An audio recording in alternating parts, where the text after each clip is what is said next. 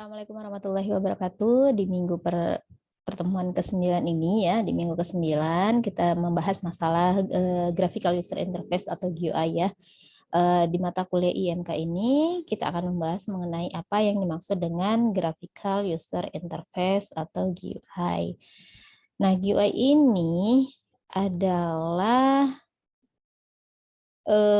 bentuk dialog atau komunikasi antara manusia dan komputer ini yang bentuknya lebih menarik ya, atau sangat atraktif karena dia sudah tampilannya sudah tidak text based atau bukan lagi yang berbasis teks, melainkan sudah berbentuk grafis ya.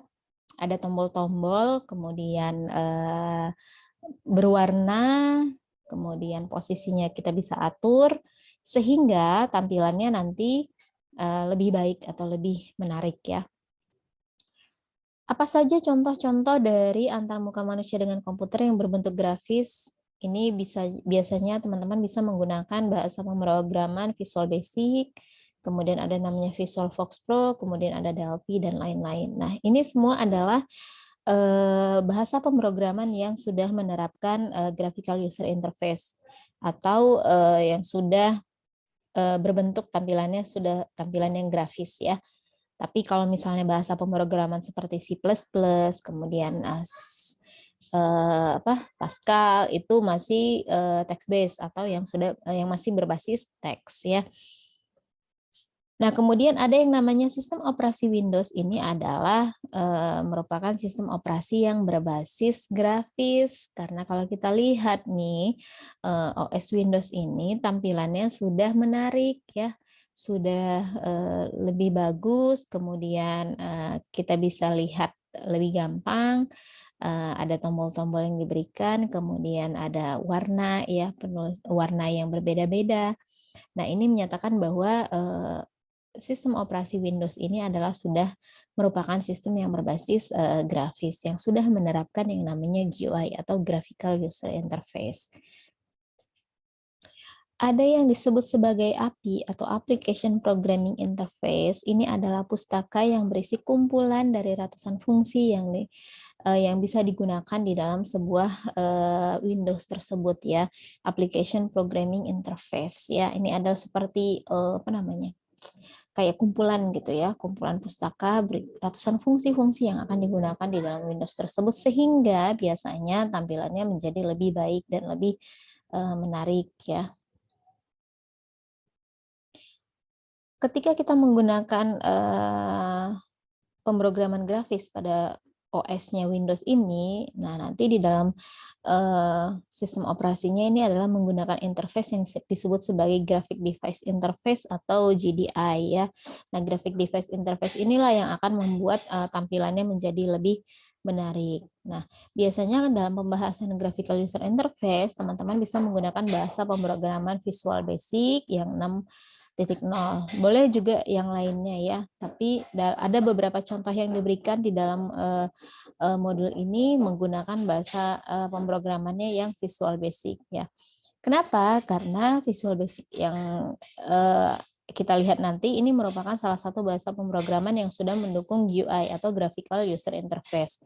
Tampilannya sudah lebih menarik ya, karena kita tinggal gampang untuk membuat sebuah interface atau tampilan, tinggal klik and drag gitu ya.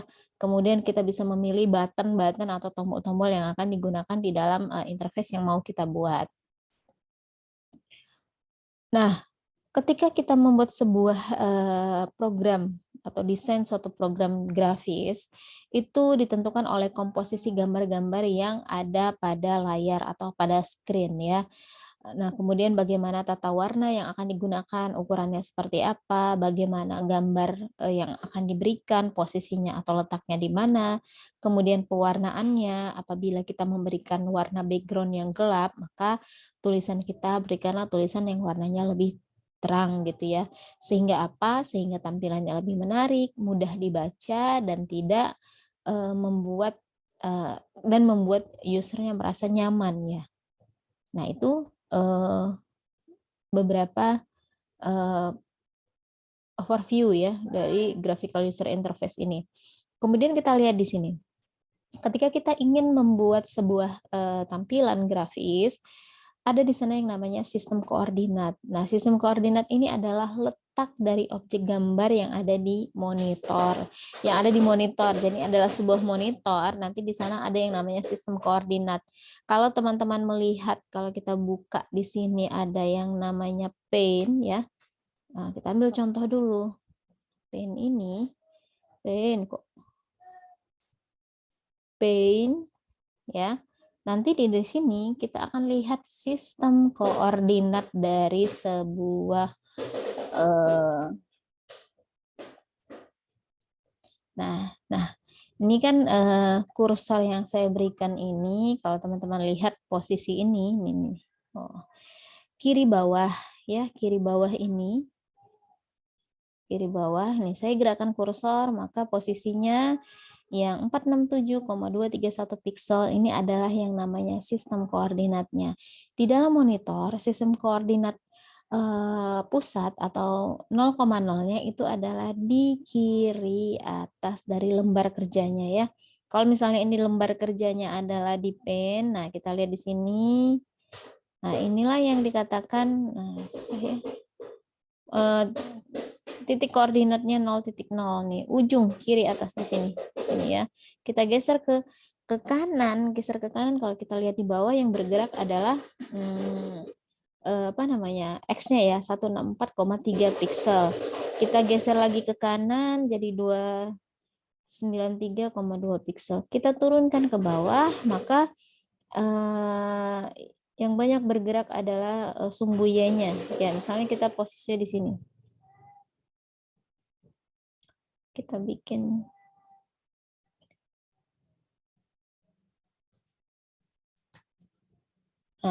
misalnya ya, kita ingin menggambar apa.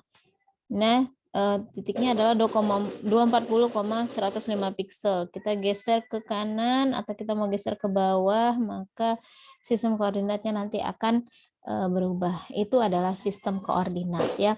Sebagian besar kegiatan pada pemrograman grafis bekerja dengan sistem koordinat seperti berpindah tempat, merubah ukuran dan sebagainya. Jadi kalau yang kita lihat yang tadi, nah itu adalah sistem koordinat yang di pen ini, ya.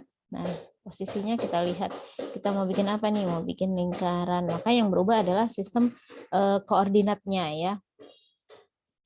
Nah, biasanya untuk di program-program animasi juga harus menerapkan yang namanya sistem koordinat ini. Nah, sistem koordinat di dalam Windows itu ada yang namanya koordinat fisik dan ada yang namanya koordinat logika.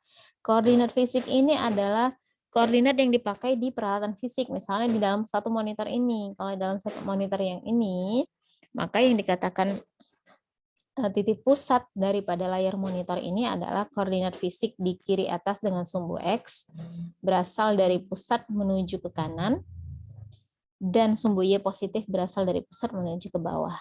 Nah, di manakah dia titik pusatnya 0,0 itu adalah di sini nih. Titik paling kiri atas objek yang akan digabungkan. Kiri atas. Nah, di kiri atas inilah yang dikatakan sebagai koordinat fisik, di mana titik pusatnya adalah 0,0. Kalau teman-teman di dalam matematika kan kadang kita suka bikin sumbu, ini X, ini Y gitu ya. Ya kan? Nah, disinilah kalau titik pusatnya di sini. 0,0 itu kalau di matematika. Tetapi kalau di matematika, X ke kanan itu adalah positif, Y ke atas itu adalah positif. Tetapi kalau di dalam monitor atau di tampilan grafis yang dikatakan sumbu koordinat adalah apabila ini layar monitor ya misalnya, maka titik pusatnya adalah di sini. 0,0. Ke kanan adalah X positif, ke bawah adalah Y positif. Beda ya dengan matematika. Kalau matematika Y-nya ke atas itu adalah yang positif, tapi kalau di sistem koordinat layar Y positifnya Y ke bawah itu adalah positifnya, ya.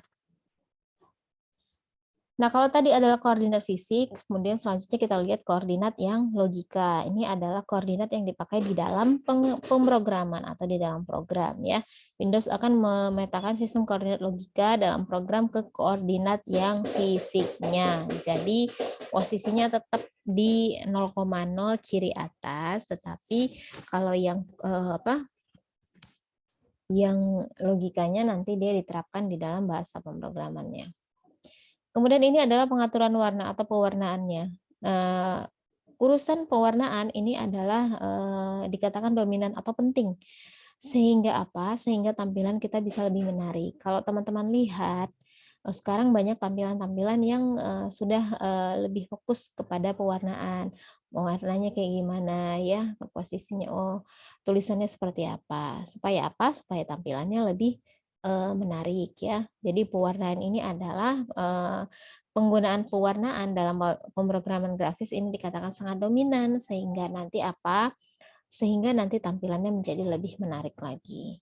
Kemudian pemakaian kombinasi warna yang serasi akan membuat tampilan objek lebih menarik. Artinya kalau kita bisa memilih pewarnaan ini, tulisannya seperti apa, warnanya apa ya, kayak misalnya kita mau mendesain, maka efeknya nanti adalah tampilannya menjadi lebih menarik ya. Misalnya warna background-nya dengan warna tulisannya seperti apa. Kalau kita bikin warna background-nya adalah hitam, kita jangan berikan abu-abu tua untuk warnanya. Mungkin bisa putih ya, atau misalnya abu-abu paling muda. Nah itu supaya apa? Jelas terlihat tulisan di sana ya. Nah, kemudian di dalam pewarnaan juga atau terutama di Visual Basic menjalankan fungsi RGB atau red, green, dan blue. Ini adalah warna-warna utama ya atau warna-warna yang penting, RGB namanya. Kita sering mendengar kata-kata RGB. Nah, RGB ini adalah red, green, dan blue. Hasil dari warna dasar yang tiga inilah nanti akan menghasilkan sangat banyak warna-warna yang lain. Misalnya red, merah dengan green digabung, dia menghasilkan warna apa? Green dengan blue digabung menghasilkan warna apa? Red dengan blue digabung menghasilkan warna apa? Nah, itu ya. Jadi RGB ini adalah warna dasar atau red, green, blue ini adalah warna dasar ya. Nah, semua warna bisa dihasilkan dari campuran ketiga warna primer ini. Jadi warna-warna dasar yang sangat banyak itu merupakan adalah gabungan dari warna merah, hijau, dan biru atau dari warna dasar tersebut. Nah, setiap warna primer dinyatakan dengan bilangan bulat antara 0 sampai dengan 255. Jika nilai yang diberikan lebih dari 255, maka nilai tersebut akan dianggap nilai 255. Hasilnya apa? Sehingga kita bisa mendapatkan bahwa model warna pada Windows ini bisa lebih dari atau lebih kurang 16 juta warna ya. Ini adalah hasil dari penggabungan dari RGB tadi. Jadi misalnya warna pink, pink muda, pink tua, ya macam-macam ya kalau kita lihat dari warna-warna yang diberikan. Ini contohnya. Ini adalah tabel warna standar yang diambil dari warna primer. Red, green, blue, merah, hijau, biru. Nah, kalau misalnya putih, berarti ini adalah gabungan dari warna merah dengan hijau dengan biru. Kalau misalnya dia mau warna biru, ini adalah nih 255-nya di biru. Kalau dia mau kuning, maka dia adalah gabungan warna merah dengan hijau. Kalau mau warna sian, ini adalah gabungan 255 dengan gabungan warna hijau dengan warna biru. Nah, seperti ini untuk tabel warna standar yang akan digunakan. Nah, ini contoh-contoh dari program Visual Basic. Misalnya kamu pakainya VB ya, nanti coba aja kamu buka Visual Basic 6-nya, copy semuanya ini, kemudian pastekan di dalam VB, nanti akan menghasilkan sebuah gambar, hasilnya seperti ini ya. Oh, ini untuk Java. Ini tadi yang untuk di VB, nanti akan muncul ketika kita ingin klik warna merah, klik warna hijau, klik warna biru ya.